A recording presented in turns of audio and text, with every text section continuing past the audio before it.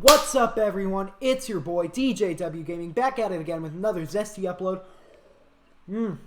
This is the third time I've recorded this, and I'm going a little crazy because my face cam stops working, and it's really annoying because I've been at this for like 3 hours now, and I just want to make this video.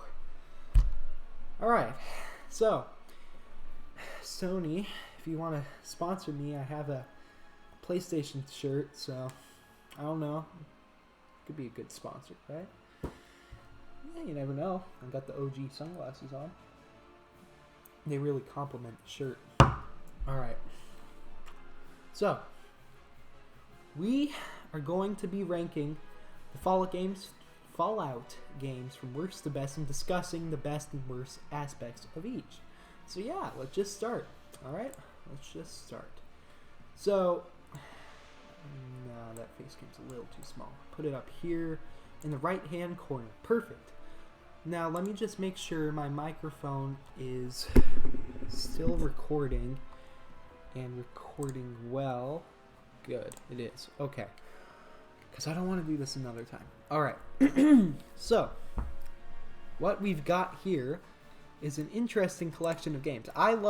Okay, disclaimer, I love all of these games, but some of them are by far better than others.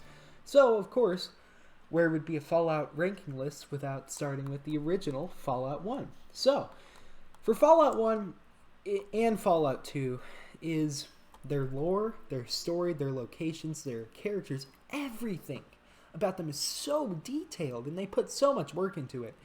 And despite, like, you probably don't know this, is Fallout, the original one, was actually made by one person. Think about that. And he only had a budget of $1 million. Now, that does sound like a lot, but when you're talking about a game, like what's it called? I forget what it's called, but it's like a high tier kind of game. That's like nothing, man. Especially today. Back then it was slightly more, but not really. So there's a lot of pros about Fallout 1, but with Fallout 1 and 2, the one thing I don't like about them is, well, it's actually two things. It's the combat and the kind of the exploration, because actually no, I take that back. It's just the combat. The combat I do not like. But everything else is so great with both of those games that it completely and utterly makes up for it.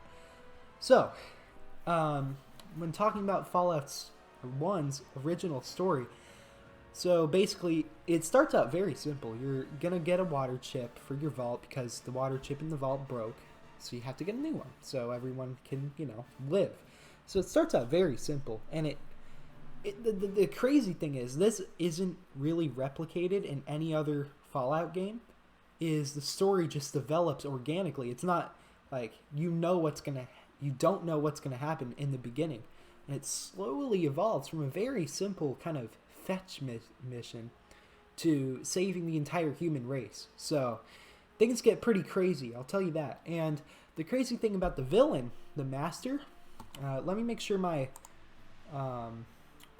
OBS is still recording because I just got to make sure. So the crazy thing about the Master is that he's not evil. At least in his own mind. He's not evil. So the Master, he was dumped into FEV, Forced Evolutionary Virus, many years ago by the Enclave, the US government. And instead of turning into a super mutant like most people do when they get exposed to it, is he actually became the Master, and he merged with various entities and the computer system of that base, Camp Navarro, I think it's called. And he sees the human race as weak in this new irradiated kind of wasteland, And you have to understand where he's coming from, because humanity, they've caused this. So he wants something that's better, something that can improve the human race so that we can survive. But here's the problem with super mutants. When you get exposed to forced evolutionary virus, you become sterile. And say he gets everyone to become a super mutant. Everyone's sterile. Human race dies out. So, at the very end of the game, if you have high enough speech skill, you can actually convince him, you can explain to him that his plan is flawed. And here's the craziest thing. He listens. He actually listens. And he understands where this is coming from. And it's really, really insane because no other villain really in Fallout's entire life cycle really is like this. It truly, he thought he was a hero. And it's kind of sad because, he's just this waste of a man. And that's all he wants is to help people. But in the end, he knows it's all in vain. And he stops production of the super mutants. And he destroys himself. It's a perfect plot. You can't get better than Fallout 1's plot. You really can't. I mean, video game-wise, anyway. Fallout-wise, especially.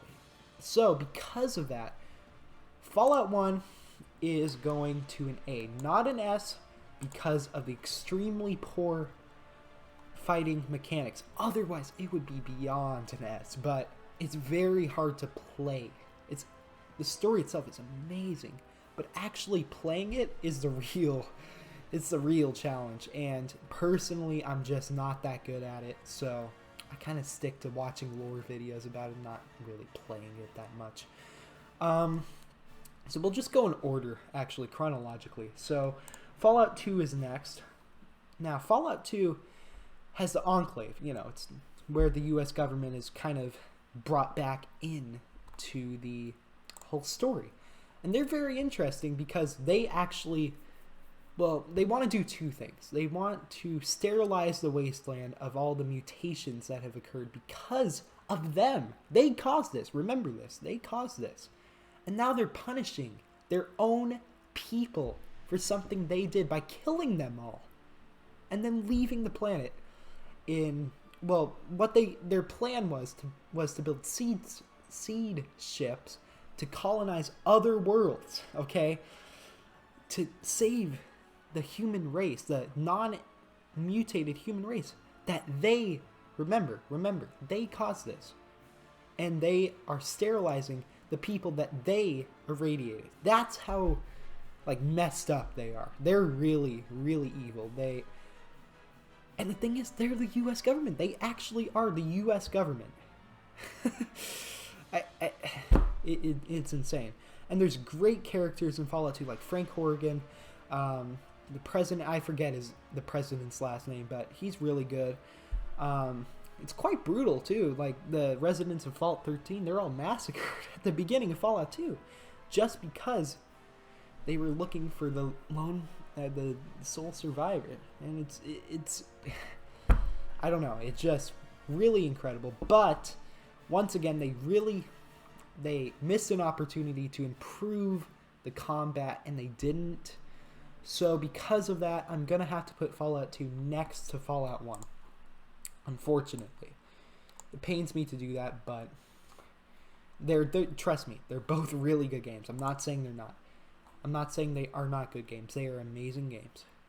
The only problem is in their gameplay. Everything else is amazing in every sense of the word. Okay, so now we're going down a little bit with Fallout Tactics. Now, Fallout 3 is technically Fallout Tactics. Fallout Tactics was supposed to be Fallout 3, made by Interplay and Black Isle Studios. But because their proposed Fallout 3 was so ambitious for the time, it was far too powerful for any computers at the time to even handle, let alone process at a good rate. They had to downscale it. So the story, just kind of forgettable. It's mediocre. The combat is improved, though. The graphics are majorly improved. They were actually quite good for the time. I believe around 2003 Fallout Tactics was released, or 2004, I forget. But yeah, it's good. It works well with the Fallout formula, but they had to make a lot of cutbacks. And this was like Interplay and Black Isles like at the end of the rope. They're kind of running out of funding. They're not getting that much money, so they had to cut back. So I don't blame them at all. It's still a great game. But I am going to have to place it at a C level just because of the lackluster story and lackluster characters. Okay, now this is really the downfall of Interplay and Black Isle Studios. It's really disappointing, this game. Fallout Brotherhood of Steel. Now, Fallout Brotherhood of Steel, just think about Fallout Tactics and all the stuff I already told you about it, right? And then downsize it even more with worse graphics, worse controls. I remember the PS2 controls for it, absolutely atrocious. Atrocious. The story is non-existent, even more so than Fallout Tactics. And Brotherhood of Steel is a disappointment in every sense of the word. There's not really that many redeeming qualities about it. The only reason why people remember it today is because it has a successful, logo on it, Fallout. Otherwise, if it was a standalone thing, it wouldn't have sold more than like 10,000 copies worldwide. Guarantee it. It's not a good experience, trust me. So that's why I am putting Brotherhood of Steel at the bottom, D. Okay, next up, Fallout 3. Now, this was the first game of the Bethesda age, and while it's not perfect, it does have a lot of good... Okay, I need to recap. So, Fallout 3, okay. The main story, I'll just go over it real quick. The main story is you're from a vault, obviously. You're usually from a vault in a Fallout game, right? Except for Fallout New Vegas and a few others. So, you're from the vault, your dad is a high-ranking scientist, and he leaves the vault. Then you have to take down the corrupt vault president, at the beginning. It's just kind of a tutorial thing. But the overall story is you're basically fighting the Enclave again, and it doesn't really work continuity-wise because, as anyone that played the OG Fallout games knows, the Enclave was only on the West Coast. There was no real Enclave on the East Coast because Fallout 3 takes place in Washington, D.C., and all government there was completely eradicated. It more so than most places, that's for sure. So the odds of the U.S. government still operating there, it's just, it doesn't work, really. And another thing is the nasty, oh my god. Don't even get me started on the color. It's not even the graphics. The graphics for 2008 weren't the best, but they weren't that bad either. It doesn't really hold up today, but it doesn't look terrible. However, the color pattern, the entire thing is just green and gray. The whole thing is green and gray. You can actually see the Fallout 3, what's it called, poster, game cover. Yeah, it's just green and gray. That's what the whole game looks like. And I get that they're trying to simulate, oh, this place has really been nuked. But you want to add some color. You want to have something that looks good, at least. Like, I get it. And Fallout 3 is by far the darkest Fallout game. It's really sad, actually. And there's a bunch of hidden places, which redeems the otherwise boring main story. Such as the Dunwich building, which is a haunted factory, which is really cool. And it's got like this mechanical heart at the center. There's spirits haunting the place. There's insane raiders. Are you kidding me? They put so much work into that one place. And I remember the atmosphere is really captured well in Fallout 3. It feels bleak. There's really no hope. No one wants anything. Everyone's given up. That's the kind of atmosphere that you get from Fallout 3. Civilization is at its darkest ever. Okay? Like, even for Fallout games, this is really, really dark stuff. And, well, for example, like, this model town of Andale. Yeah, Andale. Of Andale. There's these two families. Well, first of all, they're mixing together, which is weird enough as it is. But they're also cannibals. And they justify it by saying, if we go out into the wasteland, we all die anyway. It's just meat. By their twisted sense of morality, they think this is right. That they think this is acceptable. That's how far civilization has dropped since the bombs have fell 200 years ago. Nothing has changed for the better. It's all just gotten worse. And that's what I really do like about Fallout 3. It is dark. There's nothing happy about it. Nothing. Not a single drop of hope. Because you have to remember, such a horrible thing has happened. And civilization just can't recover from that just like that. It's gonna change. And it's not gonna go back to the way it was before, and it never will. So that's why I'm putting Fallout 3, actually, this is interesting because the first time I recorded this, I actually gave Fallout 3 a C rating. But now that I look at it, Fallout 3 actually deserves a B rating because of all the interesting atmosphere, the interesting side quests, interesting gameplay, all that stuff, interesting characters. They all make up for the rather lackluster main quest. That's what I think. So, because of that, I'm putting Fallout 3 at a B ranking. Okay, next up, Fallout New Vegas. Oh my god, where do I start with this one? This may be one of the best, if not the best, game I have ever played. Okay, we are talking about the big leagues here. So, before I even start explaining it, we know it's going to be an S, okay? So let me explain why it's an S. Okay, let's start with the factions. We're starting with the four main ones. Just with that, okay? We got Mr. House, the crazy billionaire that's been surviving in his New Vegas tower for 200 years. And he's been controlling these tribes to operate New Vegas through just complete and utter manipulation. You can tell this guy is a genius. This is why he's survived for 200 years. And he has greater plans for humanity. He wants to set us above this shattered earth that will never recover and try to get us a new home, a better life.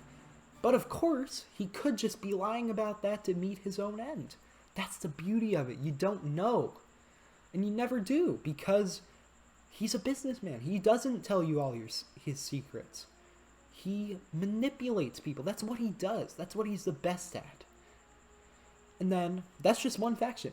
Okay, you got Yes Man. Okay, so he's Benny's personal robot. Benny's the guy that tries to kill you. He shoots you in the head at the beginning of the game.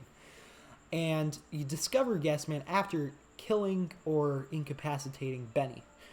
Yes Man, oh man, where do I even get started on Yes Man? So, I don't know if I mentioned this, but most, if not all factions in Fallout universe have a moral gray area, okay? All of them. Caesar's Legion, Mr. House, NCR, the Institute, the Railroad, the Minutemen, and, you know, it just goes on and on. The Enclave, you know, whatever. Yes Man is the distinct difference to that. You know why? Because he is a machine. He has no moral compass. For example, if I told Yes Man, okay, listen closely.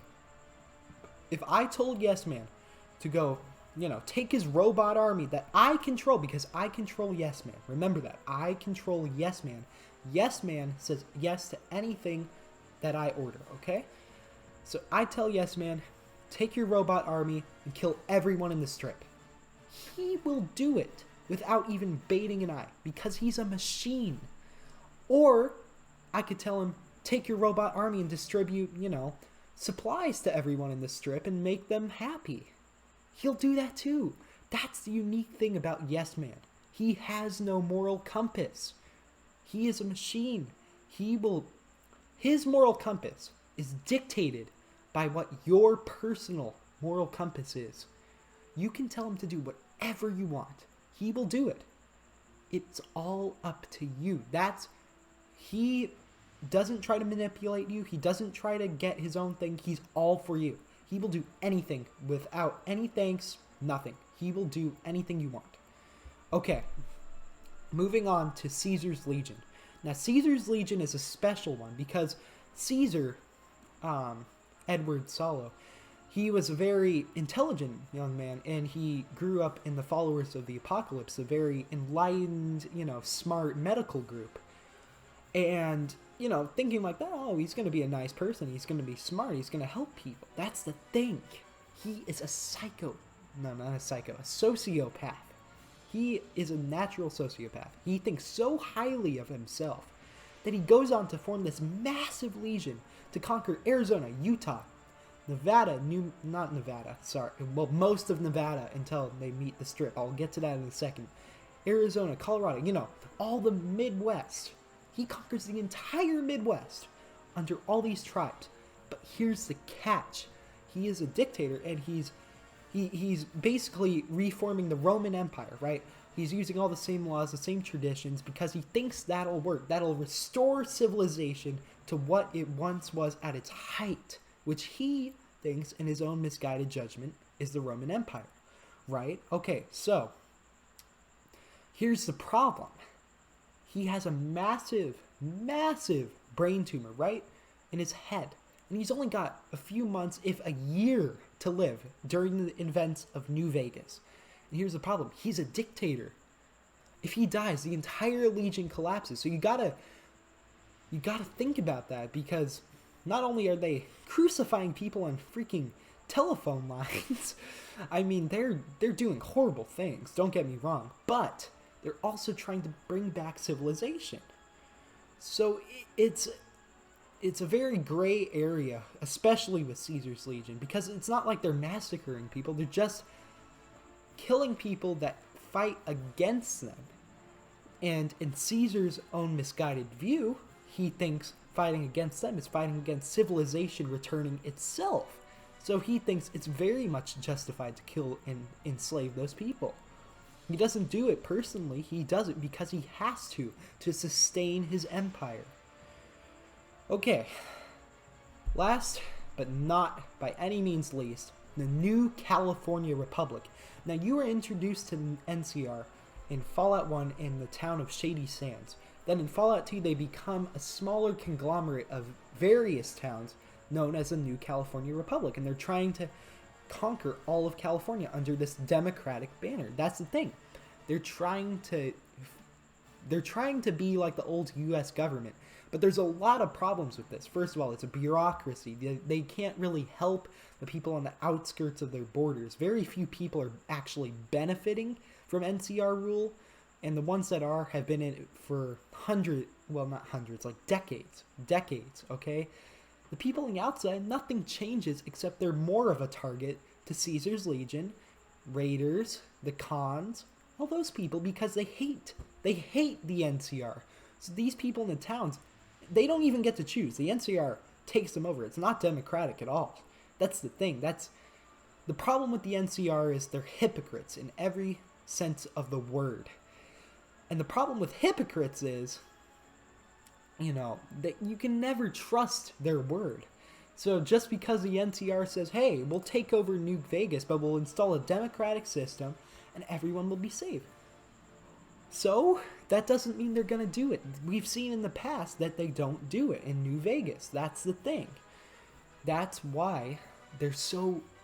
The thing I love about New Vegas is how complex it is, how much it makes you think.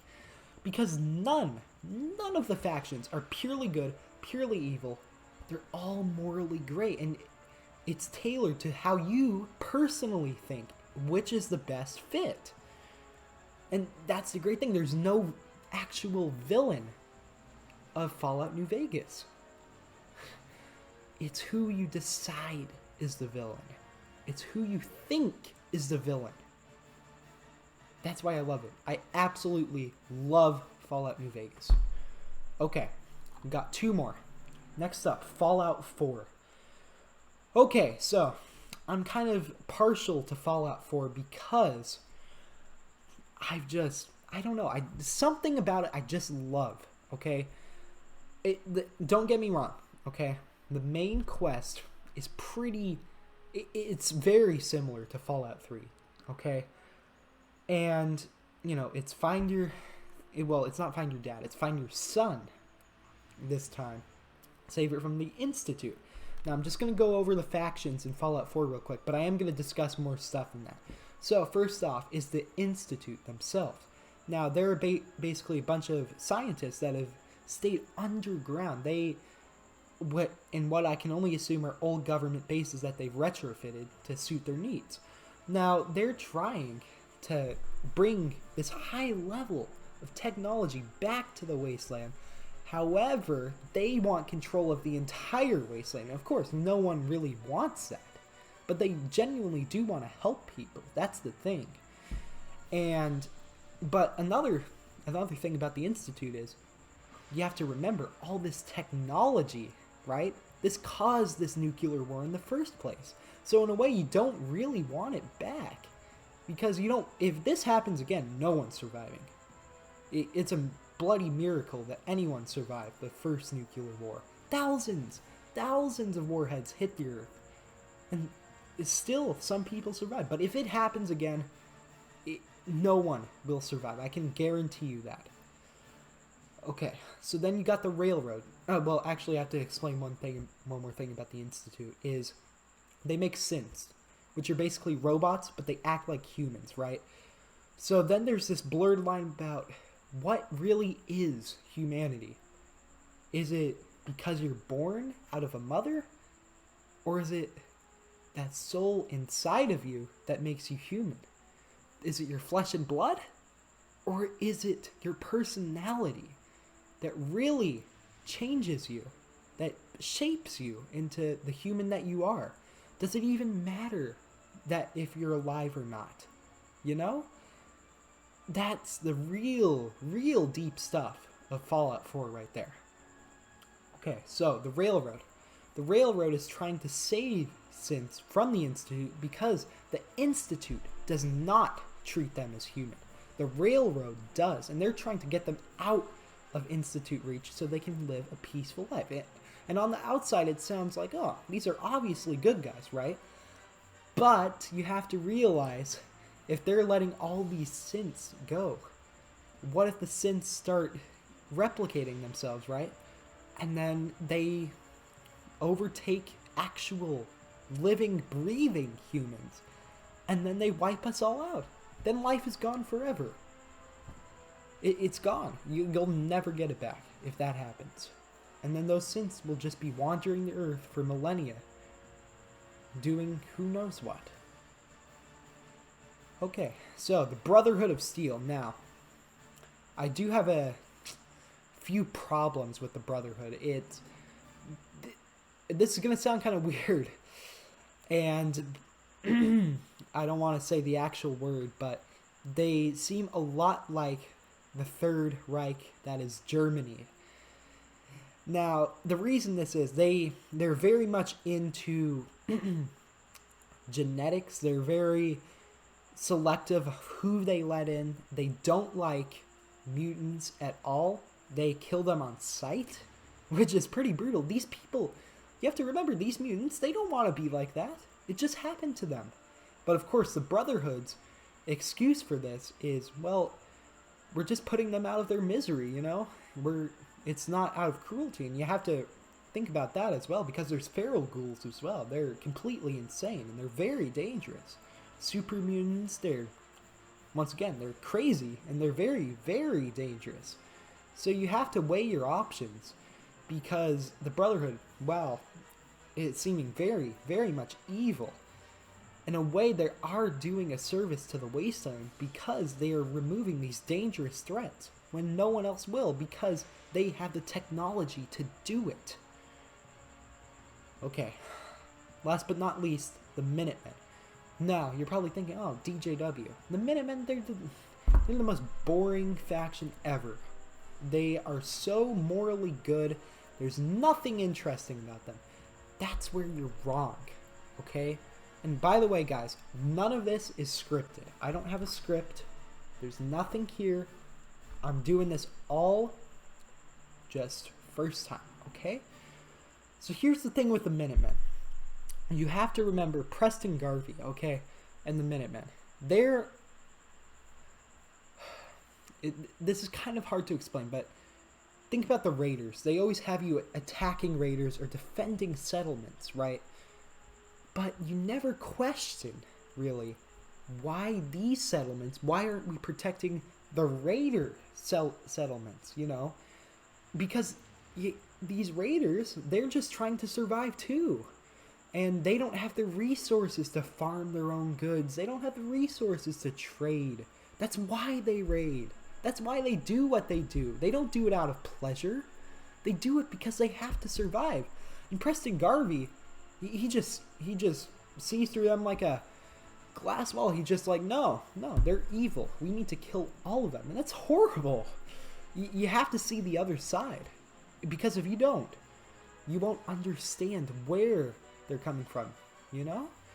So that's why the Min, they aren't just as black and white as you might think. So, and another thing I remember from Fallout 4, I was exploring this little town, and there was a house, right? And I was like, oh, okay, I'll go loot this. Maybe there's something good, you know. I wasn't expecting anything spectacular, but I found, a 10mm pistol, some ammunition, a few bottle caps, the usual that you would find in a wreck of a house. Nothing special. But I walked into the bedroom of this little house. I found 2 skeletons on a mattress. And then I saw a little scrap of paper. So I picked it up. I read it. It was a scrap of letter. So then I got interested. So I started looking around the house. And then boom, I completed the letter. And it was so interesting. It was basically a story of this girl who was dating this guy that her parents really didn't like. Like, it doesn't sound that in depth, but it gets better than just a usual forbidden kind of love story, the usual that you would expect. Here's the thing. When she arrived, because she left her parents' house, right? And I'm assuming they were probably going out looking for her, like, where is she? And then she went to her boyfriend's house, right? And they spent their last moments on Earth together, right when the nukes dropped. Her family, to the end, they didn't know where she was. And it's horrible. It's absolutely horrible. I could just imagine being, that girl's dad and being like, oh my god, where is she? And then I die, never knowing. And she'll never know where we were, and it's just really sad, and it's actually quite heartfelt, and you can tell they put a lot of effort into little details like this. That's just one of the many little details in Fallout 4. It is spectacular. It is a spectacular game, and I love it. I absolutely love it. So that's why Fallout 4 is going up there with Fallout New Vegas. As controversial as that might sound, that's what I'm going with. Now, Fallout 76 won't take quite as long to explain because, it doesn't have quite as much story. But basically, when Fallout 76 released, I would put it as a D, obviously. However, I know it's at a D right now, but I'm going to move it in a second. However, Fallout 76 sends all these updates. They've been adding a story, they've been adding expansions, great stuff. The story is not that great per se, but it's better than what it was before, the little holotapes. That's it. That's all that was there. And Fallout 76 has really improved, and I'm glad that they care about what people think. That's when you know there's a good developer like Bethesda. Bethesda is a great company. They really do care, and they realize they really screwed up with Fallout 76, and they're fixing it. That's the great thing. They could just abandon it. They could just abandon it and keep selling it and still make money. They wouldn't have to do a single thing, but they do. They choose to because they care about their fans. Now, the story, like I said before, it's mediocre. It's not the best, but of course they could add more stuff. So for now, because the gameplay in Fallout 76 is really fun, it's a beautiful game. The Appalachian Mountains, oh my god, it's really, really nice. And varied enemy types, lots of different side quests, and you can build your own place, just like in Fallout 4. So I'm gonna put it up there with Fallout 3. Fallout 76 is up there with Fallout 3. Okay, I finished. And hopefully I didn't see my camera pause at any time, so hopefully it didn't. So if you guys did enjoy this video and you want to see more and more in-depth explaining how the Fallout games work and what I think about them, make sure to let me know in the comments below, because this is really good. I really like doing this stuff, and it's just more relaxed approach for me than actually sitting down and playing a game, and I can talk more. I can, you know, express myself more, and yeah, it's great. So if you guys did enjoy, make sure to smash that like button down below. Leave a comment down below. And if you are new, make sure to subscribe, hit the notification bell. And I hope you guys are staying safe during these troubling times. And I hope to see you again. Yeah. Have a great day. See ya.